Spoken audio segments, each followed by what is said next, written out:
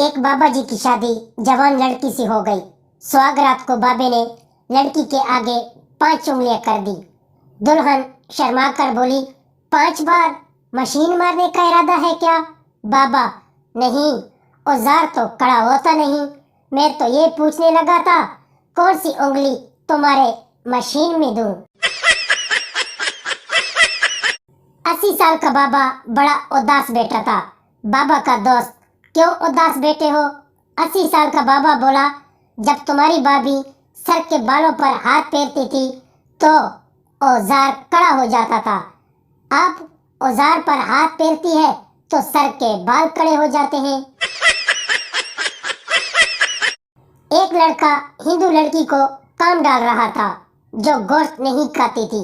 जब हिंदू लड़की की मशीन मारने लगा लड़का, तो हिंदू लड़की के जैसे ही अंदर गया वो उठकर नाचने लगी।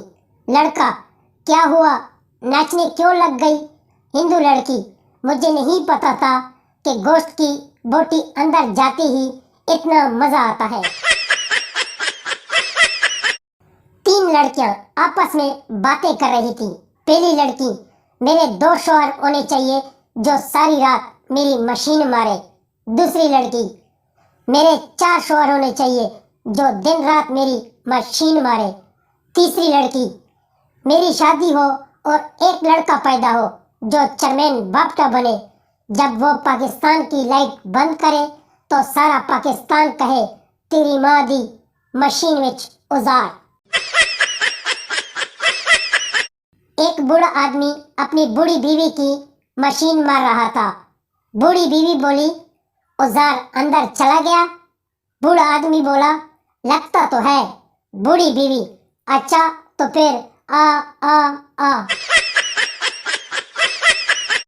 नौकरानी ने चोरी कर ली तो 2 दिन बाद मालकन को पता चल गया कि घर में चोरी हुई है।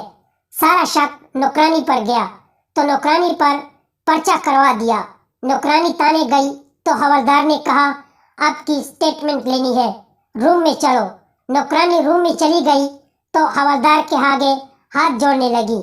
हवलदार इस बात पर राजी हो गया कि नौकरानी हवलदार को खुश करेगी। नौकरानी भी मान गई और नौकरानी ने हवलदार को खुश किया।